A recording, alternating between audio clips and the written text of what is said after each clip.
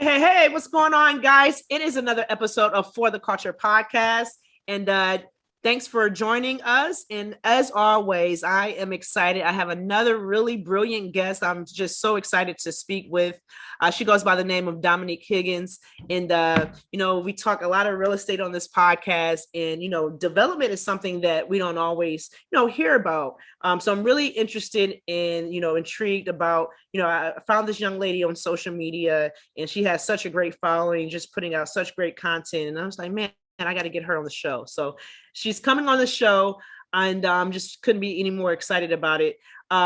If you're not already following For the Culture podcast on Instagram, make sure you follow us on Instagram. It's underscore For the Culture with a K. Again, that's underscore For the Culture with a K. And if you're following us on YouTube, you may be watching these visuals right now. Make sure you hit that subscribe button, hit that like button, and YouTube's algorithms, they need to know that people are enjoying this content. That's how more people find our great content. And if you're listening to us on wherever you listen to podcasts, whether it's Stitcher, Apple, Spotify, Anchor, etc., make sure you subscribe, because we're always coming up with great content. And, I want you guys to always get that great content. But with no further ado, let me tell you about Dominique. Dominique Higgins is a real estate broker and consultant, helping people buy, build, and sell real estate all across Southern California. Born into a family of real estate agents, developers, and investors, Dominique brings clients a lifetime of experience in residential development, marketing, and contract negotiation. She works with a team with 30 plus years of real estate development experience. Dominique continues the legacy by helping investors and developers achieve their long-term goals. An alumni of the University of Notre Dame, summa cum laude, Dominique also enjoys traveling, jiu-jitsu, studying Chinese and Spanish, as well as creating paleo recipes. Dominique, welcome to the show. Well, thank you so much for having me here. I really appreciate it. And I mean, I was able to see what you put out in terms of content. I think it's really honorable what you're doing. And I don't think a lot of people, it's a conversation that we need to keep having for sure. So, yeah. Appreciate that.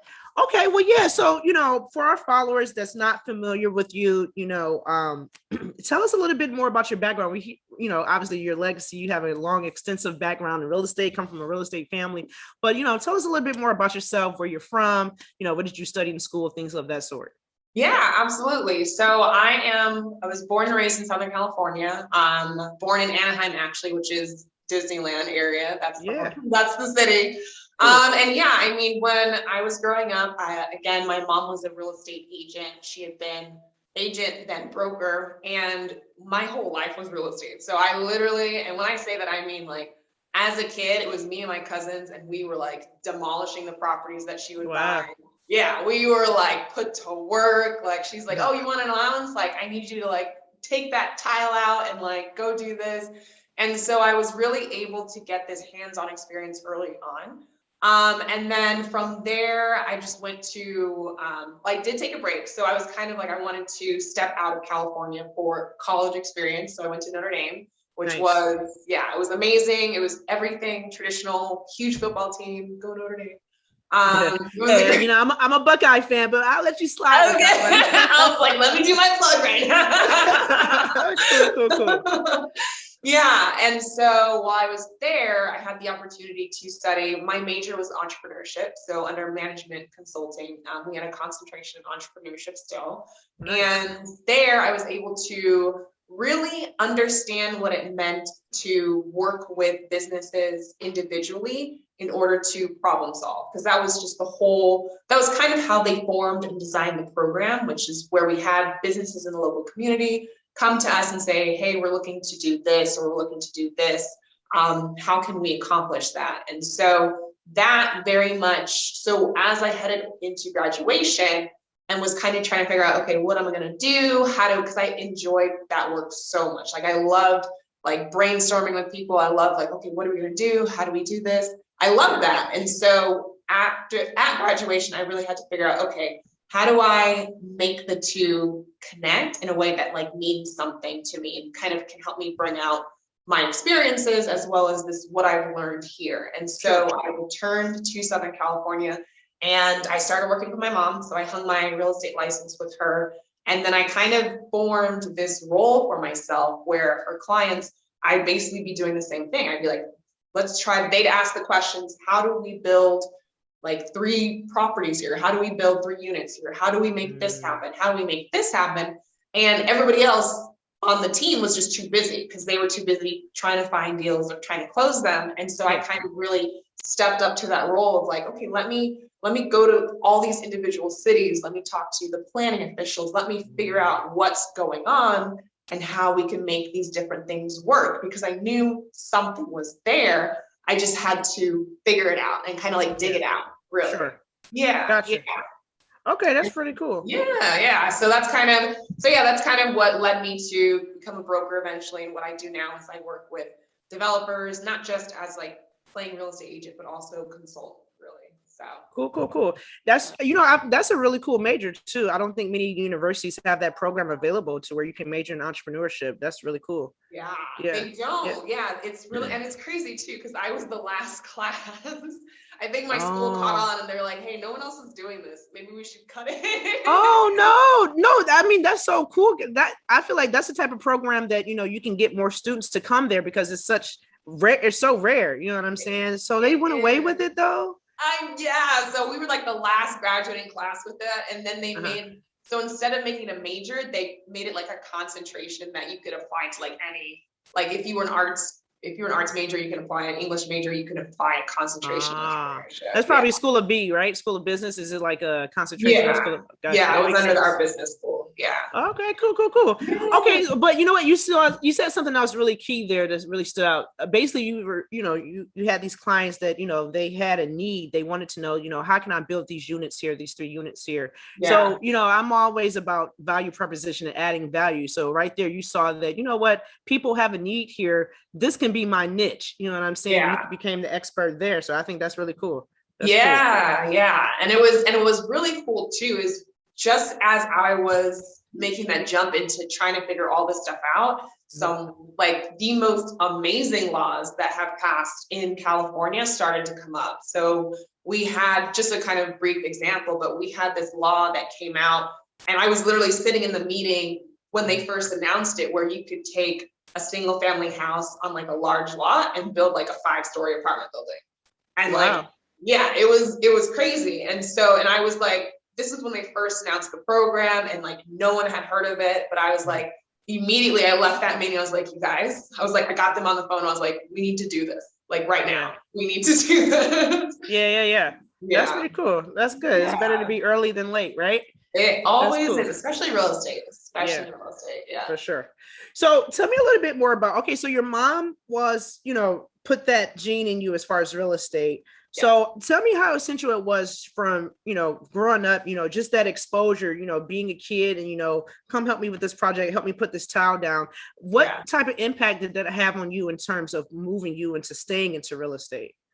It had the biggest impact, because it was, for me, it was a comfort zone. I knew, and my mom's a badass. I can probably tell. She's done everything within this industry. Like she started off in loans, and she did that for like some odd years, and then she did actual like construction work, and then she moved into like brokerage. And so I honestly personally felt like it would be a waste for me to let all of that knowledge just not pass on to me. Like I think I really had to reach, because at first I wanted to do like this rebellious thing and like, no, I'm gonna move to like New York, and like I had a job offer like in New York, nice. For, like, some investment firm, and I really had to like sit and think and be like, you know what, like to walk away from all of this, it just wouldn't make any sense. It just wouldn't make any sense. And so I think that definitely played a huge role for me to want to stay in real estate, for sure. Yeah. Gotcha. So you even went ahead and majored in entrepreneurship. Do you think that the influence from your mom, was it always that in the back of your head, like entrepreneurship, or? Yeah, it was. Yeah, it was. And it was scary. I didn't know like how to do it, but I knew in the back of my mind, just like you said, that I wanted to have ownership of whatever I did. And I knew that I wanted to be the boss. I wanted that, just like that control, and just being able to do the things that I wanted to do without being limited to like other typical professions. Yeah. Gotcha. Okay, so let's dive deep into your journey. So, you know, Okay. you work you work with your mom, you find this niche in terms of development. So how did that look? What did that look like in terms of, you know, did you stay in that in terms of working with development, or was it more so like I'm also doing, you know, you live in a high price market, you know, Southern California, you know, so Yeah. were you doing a little bit of rentals? Was it like a lot of versatility, or is it just like tunnel vision? I focus on development. Oh, that's a great question. Yeah. So it was definitely a mix. So I would say starting out, with her, I was still managing all the different transactions that we had. So I was a licensed agent, but my job was it was submitting offers. And this was a time too where it was the real estate market amongst investors was heavy, because at that time we had Chinese investors. We were fighting with all these international investors. And so just to get your hands on a house, you had to, as soon as it hit the market, you had to submit offers. So that was my focus was okay, my job was here's this list of 20 so what properties, drop the contracts, let's send them out today. And so on top of that, then it was also for the properties that our clients did have, it was a question of, okay, now that they have these projects, your job is to figure out how can we maximize what they're going to do with it, or what can they do so that at the end of the day, they walk away with the most money possible, essentially. So that's kind of, So it was more so 70% of managing transactions, getting deals closed, submitting offers, and then 30% of that niche work. And then slowly over time, that 30% started to grow into more of a 50-50, I would say. Okay, gotcha. Yeah. Fair enough. Yeah. Cool. Yeah. Okay, so in terms of development, you know, as a culture, even when you hear real estate, I think, you know, as a culture, for a lot of us, we feel oh, you know, I don't have enough capital. You got to be a millionaire to even invest into real estate. And then when we do get involved in real estate, you know, we think fix and flip, you know, or we think, you know, buy and hold. In terms of development, what really intrigued me about you is I just feel as a culture, we just always think that this developing is just so far-fetched that we are able to, you know, get involved. For a person that's listening to you that's interested, it's man, I wish I can be a real estate developer. What's realistic? How can they get started? You know, that is a great question, and it's one that I get a lot across the board. And I would say the best place to get started is with your home that you have. So if you do happen to be a homeowner, the house that you're sitting in is the greatest asset that you have in order to get started, because you already own it. You have equity, hopefully, that you can use, that you can use in order to fund that dream. And the way that can work, it really will depend on where you are in the United States. But the easiest way, especially here, is we have this law that allows homeowners to add a second unit. And now, actually, it just passed. They can actually subdivide their lot and build 2 units on each of those. So there are things that you can do if you are a homeowner with the actual land that you have, which is a door in order to appreciate the value of that home, so that eventually you can sell it, take that cash, and then roll it into either a multifamily rental or bigger and better and badder development projects. Now, if you're not a homeowner, it's still let's say you're a renter out there and you want to get started as a real estate developer. I would say the first step still would be 1 or 2 things. It would be buying a multifamily rental, because the thing with real estate development, where a lot of people get trapped, or a lot of people get, where they get caught, is real estate development. It's all about paying out money. You're paying out money for sometimes 6 months, 8 months, a year, and you're not getting any back. And on top of that, real estate development is a full-time thing. So, I mean, it really, unlike flipping where you can kind of do it on the side, or you can kind of do it on the weekends, real estate development, when we're talking about you're getting plans together, you're submitting them to the city, you're going back and forth with the city, you're trying to get the utility guys out. It takes a lot out of, it has to be done during the week, and it takes a lot of time. And so that's where it's ideal, where you either, if you're just starting out and you're a renter, let's say, just for the sake of this example, you really need to have some type of cash flow that will make up for your living expenses. So I would say at that point, buy multifamily.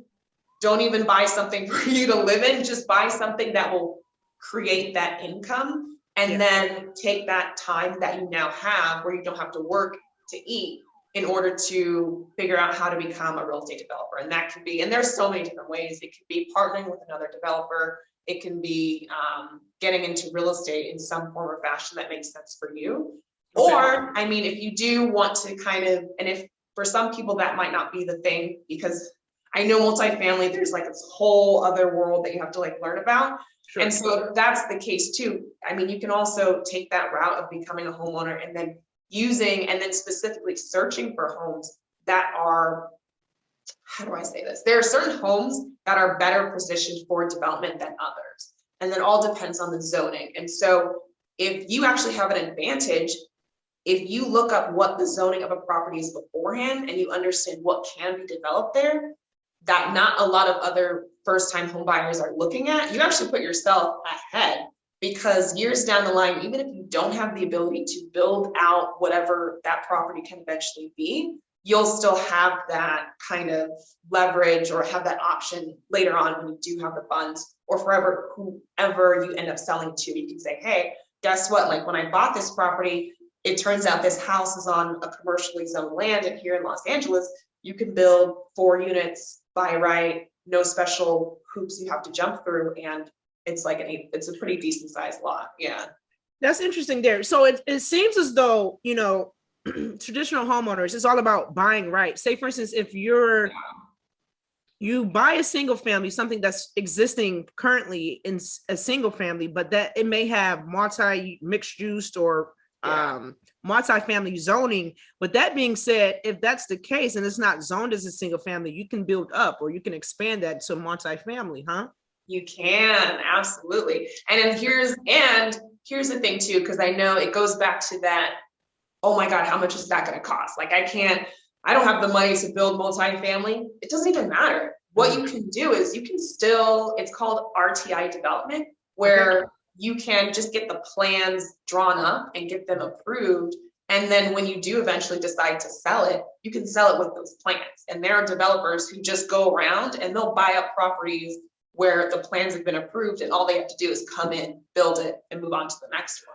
So what does that look like for a person that realize they look up their zoning and it's like, oh, wow, I'm sitting on, you know, this is not even single family zone. I can do more with this. And or is that just them going down to their city council or local, you know, city hall? Or what's the next move? How do they go about getting those plans? Yeah, that's a good question. So first things first, I would suggest that you don't go to City Hall just yet if you're just starting out. Okay, cool. And I'll speak to that in a little bit. I'll speak to that in a little bit. Yeah. So if you're just starting out, I would start the search online. So every city or jurisdiction, they have a zoning code. And so that zoning code will outline what you can do. It'll give you a map of the area that they cover, and you can find where your house is, and then it'll tell you what the zoning is. And then you'll look at the zoning up in the zoning code, and it will actually outline, oh, under this zoning, you can do X, Y, and Z. You can have restaurant, beauty salon, nail shop, all these different things. And then it will tell you how large or how big or how many units you can build or so on and so forth. So it'll go through that in detail. And the reason why that's so important to do ahead of time is because, let me say this carefully, in general, cities and planning officials, they're very short, and they're very much like, if the conversation, you have to start the conversation off right. You don't want to start the conversation with the city coming in blind, or else they'll be like, oh, just look it up in the zoning code, leave me alone, or oh, go away, do this, like you should have looked it up ahead of time. Like, they're very resistant when it comes to actually working with someone who wants to try to develop their property. And so it's a whole different conversation though if you come in and you're like, hey, I looked up this information ahead of time. It says I can add an ADU or accessory dwelling unit to my property. Sure. That's what I want to do. Tell me how to get it done. Like, that's a totally different conversation versus if you come in saying like, oh, hi, I heard that I could do this thing. Can I add more to this property? Or yeah. yeah. Makes sense.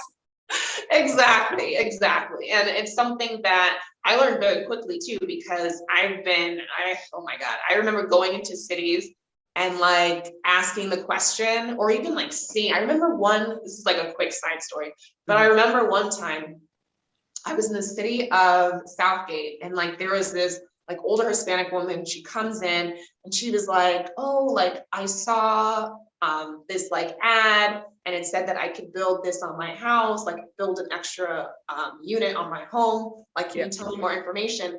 And so the guy, he hands her a flyer and then he sends her out. And then I look at the flyer and I'm like, that's the old information from like 1996. And he was like, yeah. And he was like, oh, I didn't realize that. And I was like, you just gave her the wrong information. So it's crazy. Yeah. It's just stuff like that. It happens. I think it's just, cities are overwhelmed as it is, especially now with COVID. And so it really helps to just come in prepared. For sure. Yeah. So number one key, do your own research first. Do your own research first, and then walk up into the city and be like, I know I can do this. Now tell me how. Right. Yeah. Cool. So I was on your Instagram, and I know this is really, you work in California, so I know this is really state specific, but your guys' governor, what is it? Governor Newsom? Newman? Yeah. So I don't really understand the bill that he just passed, but can you explain the magnitude of that bill and what it actually means? Oh, it is huge. Yeah. Yes. Okay. Because I feel like California is the place that, first of all, you guys feel like you're your own republic and everything, but I feel like it's really huge, even though it's state specific. I feel like other states may take, they may do the same thing. So yeah, if you can speak a little bit about what this new bill means for single family homes and just tell us a little bit more about that. Yeah, absolutely. So our governor here in California, he just signed SB 9 and 10. And so essentially with those bills, we've had an affordable housing crisis here in California for God knows how long. And the state is under a lot of pressure in order to, essentially pave the path for new housing to be developed. Now, the other issue that we have is we're essentially running out of space, quote unquote, because there's only so far you can go out before running into traffic issues. And even certain cities in the outskirts of Southern California, they're actually running at like the infrastructure can't handle the amount of development that has happened like that. So it's really, even as big as California is, the space in terms of where we can actually feasibly develop, it's kind of growing smaller. And so something that has always been up is how do we use the existing single families that are out there? Because that covers most of the land here. And so with SB 9, which is really cool, is it actually enables someone who owns, let's say you own a house on a large 8,000 square foot lot. Mm-hmm. With these new laws, you're actually able to take that lot and like cut it in half. And then on each of those new baby lots that you created, you can develop 2 units. So that on that one lot, now let's just say, for the sake of example, you have all the funds that you need in order to develop. You can end up with a quadruplex. So that's 4 units. And you can live in one and then rent out the other 3 at California rates, which is like minimum, maybe like $15,000 to $2,000 a month. That's huge. That is huge. That's a game changer. It's a game changer. Absolutely. Yeah. And then too, if you decide that, hey, I don't need both of these lots, you can sell the one lot of 2 units, which in California, again, is a lot. Sure. It's a huge asset, and then keep the other lot with the 2 units on it. So that's where it really unlocks a lot of opportunity for, again, homeowners out there who happen to have enough space in order to do that. And what's also really cool about this law too is, not for my clients, but the way that the law is set up, it really prevents developers and investors coming in and like taking advantage of the system. Because I think that's one of the key things here, that the key conversations happening here is, how do we create affordable housing, but not just have all the affordable housing made by these massive developers who aren't building who aren't making it affordable or just adding 1 or 2 affordable units. And so that's what's really cool about this is a developer can't really come in and buy a whole block and do that. There are like specific regulations within there. Yeah. Okay, that's pretty neat. That sounds, but you know what? I think that's why I think, a person like yourself is so important for the culture, because, I feel like that's the type of information that's hit the news, hit the airways, hit the radio news or whatever. And it's like, we see it, we hear it and don't hear it, and we're not paying attention. And it's like, this is something that can, directly impact you. People are probably sitting on millions of opportunity and don't even realize it, so I think it's really cool. Yeah. So you said something else there. You said that if you have the capital to build, can we segue a little bit there? Like, okay, if I realize like, hey, this is zoned to something different, I have opportunity to build here. And you realize, you say, well, I don't have the funds, so I'm just going to sell this opportunity to an investor. But if I say, well, I don't want to sell it, can I be the one that build? Can I become the developer? Yeah. What does that look like in terms of securing the funds? I know like with traditional sales, you got FHA, you got conventional, is there such thing as like a loan to build, you know what I'm saying, to develop? Like, what does that look like in terms of obtaining capital? Oh yeah, absolutely. So within the development world, you have hard money loans. And so those are typically the loans that flippers will use in order to buy a property, fix it up, and sell it fast. And you can also use those loans to do other types of development. If you wanted to say, add a unit or construct some type of building onto a lot with an already existing structure there. Okay. Now, if you're trying to start off with a piece of just raw land, then you have to get a construction loan. And those can be a little bit more difficult because typically those are offered by major banks or they're underwritten by major companies. And they have this whole slew of requirements that kind of comes with it. Yeah. And so that's where you kind of get into like extremely, like they may ask you to come up with like half the cash, or they may have all these different like requirements and require you to be like a contractor, require X amount of experience. And so that's really why, especially if you're just starting out, it's good to work with something that's already on the land. So if something that's existing, like even if it's like a shack, 200 square feet, like if something's there, it gives you leverage and access to different types of financing in order to actually get construction dollars, if that makes sense. Yeah, for sure. Yeah. So basically what you're saying is, if this is an existing structure and I'm going to expand that structure or, expand on that lot, that's much easier than it's just like a plot of land or some acres. And it's like, that's dirt. Help me out. I want to build something. You know what I'm saying? So that makes sense. But I did want to talk more about for those opportunities that were like, for instance, I'm originally from Cleveland, Ohio. I currently live in DC and there's so much development going on here. And I'm always intrigued, like, man, how can I get in on the mix? I don't know if you know, but it's actually a big developer. His name is Brandon Rule. He started off, I think, in the Milwaukee market, his hometown, but he's now here in DC and he's like into these big, mixed use in like commercial size or large residential high rises. And I'm like, man, I wish I can get to that level because he's like drawing up the stuff and it's like, he's big. Have you heard of him?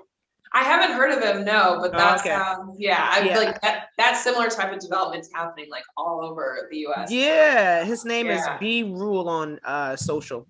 But anyway, my question was, so I'm originally from Cleveland and we have so many vacant lots, it's just like, we actually have a neighborhood lot program to where if you live next door, if you have a house and you live next door, you can buy the vacant lot next to you for like $1, $1. So it's just like, right. That's you owning land, right? So, but my thing is, what are you going to do with that land? So I always had this idea. It's like, man, I wish I can develop, low income housing. Cause I know a lot of these big developers, they use these tax abatement programs and they really don't, build low affordable income housing, But with that being said, if it is a lot and you have this vision to build, how can you get the capital? Like, is it like, it's hard, right? It's going to be a little bit more difficult. It is possible. Don't get me wrong. By all means, anything is possible, especially if you really put your mind to it. And it's no real different than if you're trying to develop land. The thing with land is, though, in order to get the capital, you'll most likely have to pool funds together. And so that's something partnerships. Partnerships, yeah. And so actually, so B-Rule and all those large major developers out there who are building these 501, that's what they do. So it's what a lot of the big players do, is they'll gather money from all these different investors who have to put in like minimum $200,000 or more or something like that. And then they use that cash in order for like the down payment for whatever loan that they do decide to get. And then also towards the construction costs. So if you're able to do that on a smaller scale, then that's where you potentially open up the door to develop raw land. But raw land, again, it's in my opinion, it's not the best place to start, because you have to you have a lot of responsibilities in order to develop raw land. So you have to bring in like all the different utilities, which isn't cheap. And then at least here it's not cheap. And then you have to bring in, like, you have to maintain the certain roads. You have to do all these different things, get the electricity in, get the wires up, poles up, all of that different stuff. And it's a lot. That's really where that cost can really add up. But again, if you were trying to start out that way, I mean, the great thing about real estate is real estate works best in partnership with other people.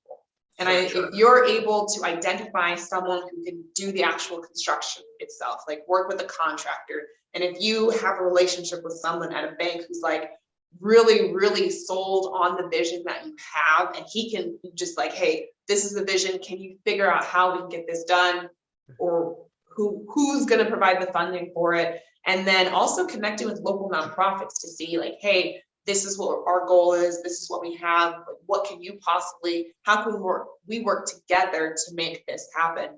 I think that's where really you're able to accelerate what you can do with raw land in order to build out affordable housing. Yeah.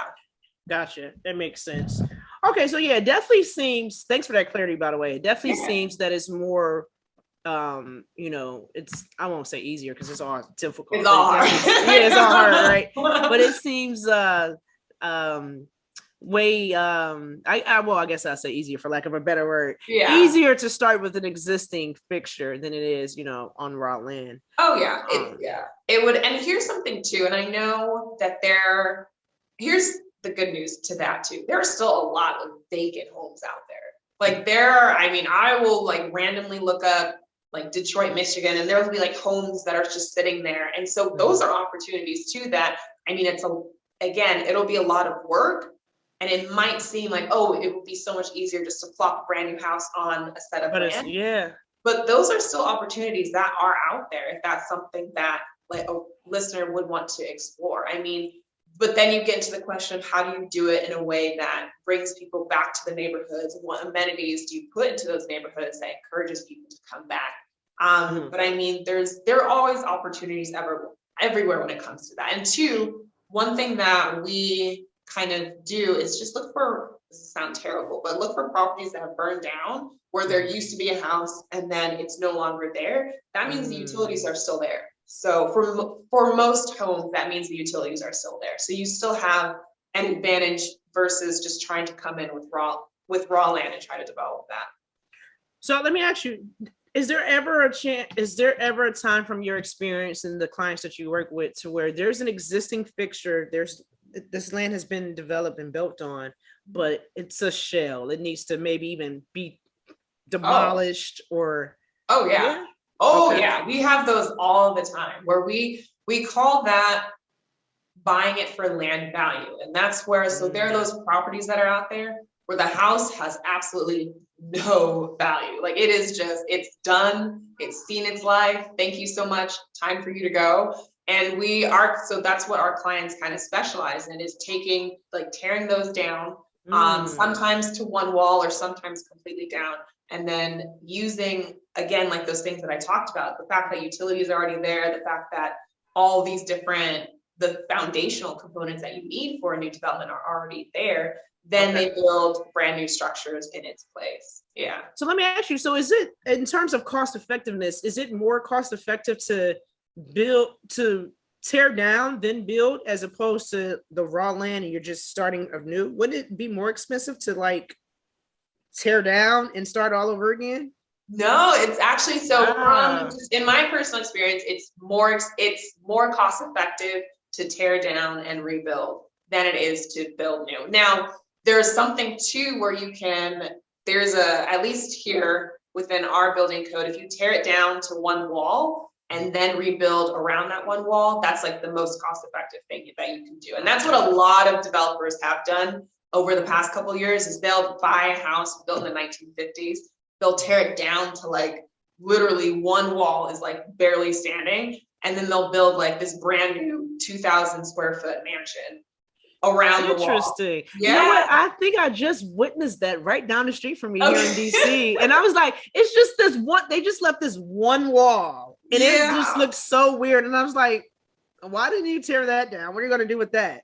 Yeah. That's so interesting. But it does not, I mean, that's so crazy. They literally just built around it. They built around it. And the way, because that one wall is still there, technically there's like a loophole in the building code. And I'm assuming that's what they did there, where it's not considered new construction. It's not considered brand new construction, which would trigger all these fees. It's considered like, I forget the term right now, like redevelopment or something like that. So wow. Shout out to loopholes. See, things you don't know till you talk to the experts. Cool. Okay, so for people that's like in high priced markets like yourself, DC, San Francisco, Southern Cal, for people that's like, like I saw you made that video about what 600,000 will get you, and it's like, so it seems as though with development, there's a lot of dishing out money. At what point, first of all, what's like the timeline like, and what's the potential gains? Are people building and selling, or are people building and holding? What does that look like? That's a great question. And mostly it's people are building and then selling. Because like you said, because money's just been going out of pocket for a long period of time, most developers, they'll want to sell that development in order to get all that money back and then collect their profit. And so, and that profit too, though, on average, it's a heavy profit depending on what you develop. And that's why people continue to do it, because with one project, you can walk away with a lot of money, more than you could make doing flipping homes here or there everywhere. Now, what the major, big developers do is they'll build the development, and then once it's completed, they'll refinance they'll get it leased up, and then they'll refinance it based off those leases into a long-term loan. And then they'll keep the property until they want to sell at a later date, or just have to keep it in their portfolio.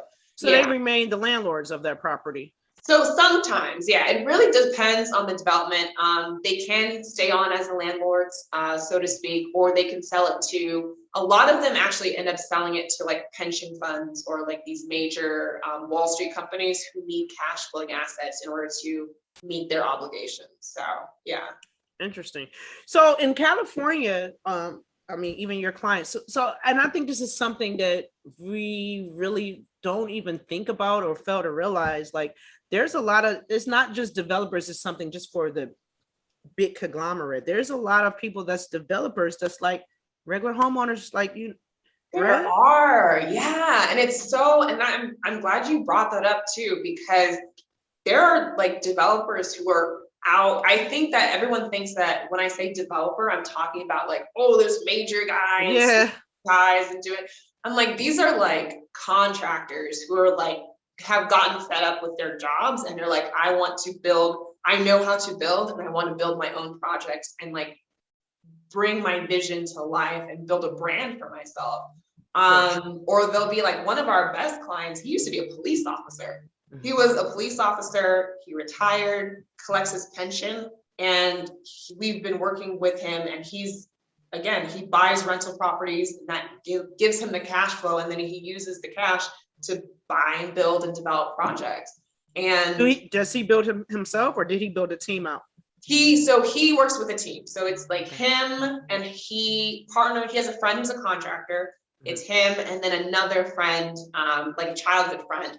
And like the three of them, they'll just like, they're on site building like literally by hand all these different, all these different projects. Yeah. And it's like, I think that's too where when I say anyone can really take the steps to becoming a developer, anyone really can. Because again, like accountants, lawyers, the police officers, it can be, I mean, I've known like even some clients who've been like security guards who work security, saved up their money, started flipping houses, used that money, and now they're doing like major developments on the west side, which is like the high rent district here in Southern California. So it's about, I think it's more so about giving yourself time and really, you can't, real estate is not a fast game. It's not like crypto. It's not like these quick, you can be a millionaire. It's not a get rich quick scheme. It's not a get rich quick scheme. This is like it's a monopoly game. It really is. And it takes time. Like, you know how that game is long as hell and people are like, oh my God, like that's the real estate game. So yeah. So starting out, you know, you have such an experience with working with clients, and I'm sure you got a lot of first time developers, and it could be overwhelming, I would imagine. How do you calm them or let them know, or I guess like not like walk their hand through it, but like make them, you know, like make them feel more comfortable, and it's like, you know, this is realistic, you can do it. What does that look like, and how do you go about that? That's a great question. So, and it's funny because I haven't worked with a first-time developer in a while. But when I did, it's more so like, how do I explain it? I think it's more, I handle it just like I would with a client, whether it's if I'm listing their property. That's the way I equate it to. And it's more so just being calm. Not trying to, because I'm a big believer, like the energy you bring is the energy that people mirror. And so the whole thing is like being calm, just laying out an exacting plan. This is how it works. This is how we're going to do it.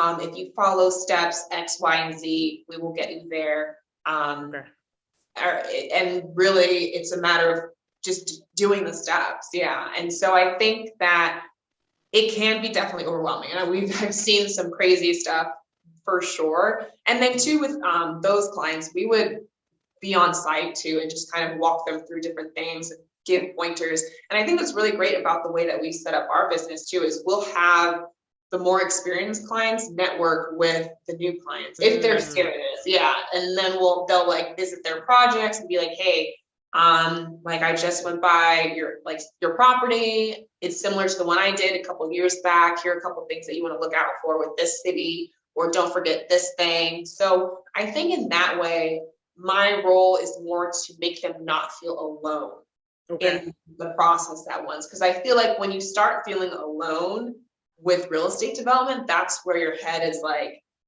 that roommate is talking like, oh my God, what is happening? You know what I mean? So yeah. Okay. So I have a few more questions. I know you're a busy woman. I'm gonna let you go here.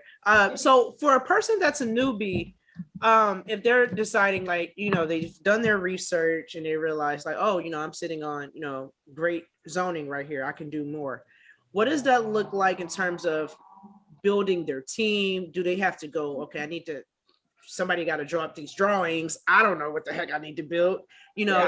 What does that look like in terms of orchestrating and building up the team? You know, do they need to go pull permits? Do they need to build the team first and the drawings, or what does that look like? And also realistically, what's the timeline to develop, you know, if it's a single family structure right now and you want to build, you know, I don't know, 2 more units, what's like that timeline look like?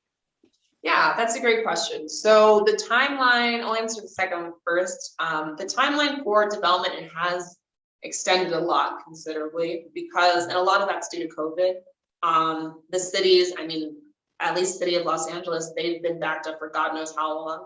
And so just doing a simple things now, it can take 6 months to even 8 months just to get it permitted. Yeah. And so when you add on top of that, development, inspections, if you're looking at average a year to maybe a year and a half, maybe even longer if you're not on top of everything. Yeah. And so in terms of, and that's where, and I'll segue into the first question, that's where building your team is important. I would say, especially if you're just starting out, you want your team to be lean, but still pretty capable of getting you past the huge markers.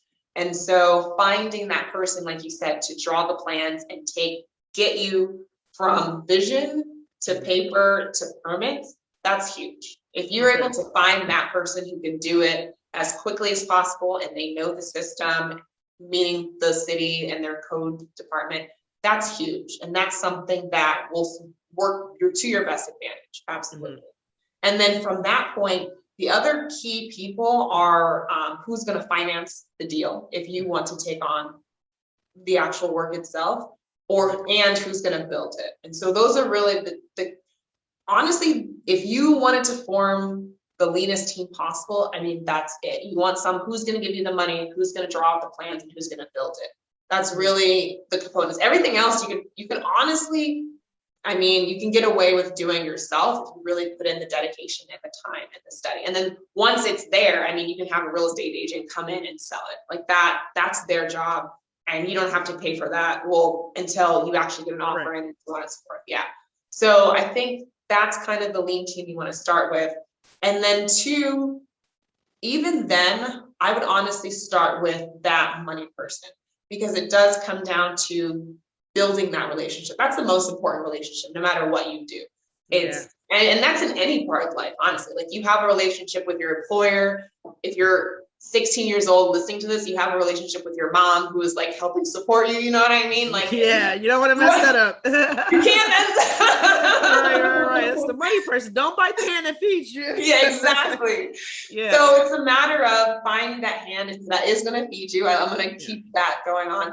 And then building that relationship so that they're able and they're there when you are ready to get started. I think that's the biggest thing, because just even if you don't plan to get started in development until 2 years from now, 3 years from now, if you invest that time up front to start talking to the people who are lending to developers like that, that's huge, because that leads to conversations. So then you learn the business, you learn what they're looking for. You can ask them like, oh yeah, I saw you went on this. Like, why did you do that? Or like, oh, I went by this project. Like, why didn't you invest on this? So you start learning one of the key components that makes all of this possible. And that's where I would say, if you're just brand new starting out, that's one of the first kind of team members or relationships that would be best to build. Yeah. Gotcha. Cool. So I know you're in the California market, but for those that's maybe in, I don't know, wherever else, Illinois market, Wisconsin market, for in terms of just like, I want to do this. How do I get started? How do you suggest, as far as like, I know you talked a little bit about like, different lending options, hard money loans and stuff like that.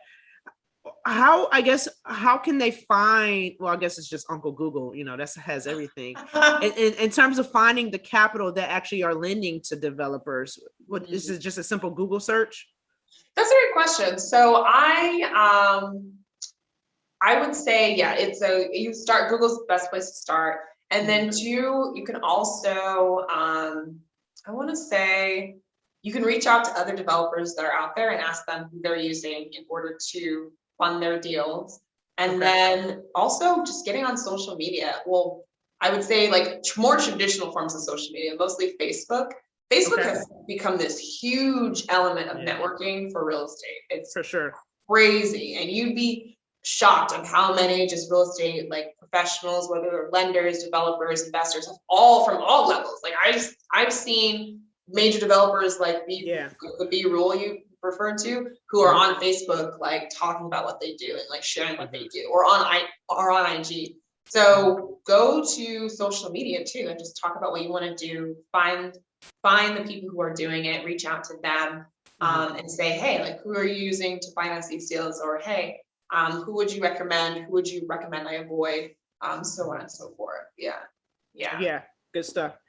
But Dominique, this has been great. You have a plethora of knowledge. And, Thank you. Yeah, for sure. So if you don't mind, can you let the audience know if they want to, continue the conversation, maybe reach out to you with other questions, or maybe have products to sell? Do you have any products that you sell if they want more information? I do, yeah. Okay. So, and that's a great thing for bringing it up. So yeah, I actually have this very quick workbook of how to become a developer, and kind of outlines the steps. And then it's just a quick kind of PDF digital download, and it's like $5, and it'll actually outline all the stuff that we talked about today in terms of building your partners, who to pick on your team, what that looks like, where to go, how to vet different contractors, all these different things. And it has pretty easy to follow checklists that you can refer back to. So that's available. And if you do want to connect me on that or anything else, you can visit my website, dominiquehiggins.com, or find me on IG, TikTok, and YouTube as well. She's popping on TikTok, by the way. You want to give them, can you? Those popping on TikTok, on TikTok and IG. My handle is Broker for Developers. For spelled FOR. So Broker FOR Developers. Yeah. Gotcha. Cool. But Dominique, this has been great. I really appreciate it. And you are family of For the Culture podcast for sure. Oh, thank you. Thank you so much for having me. This has been fun. I love talking about this. Yeah, I can tell. You're definitely in your element. So that's great. So this has been another great episode, may I add, For the Culture podcast. Thanks for listening. Be sure to follow us on Instagram, _4, the culture with a K. Again, that's _4, the culture with a K. And also subscribe on all podcasting platforms. I'm the one and only TayJordan, and peace and love. Thanks, guys.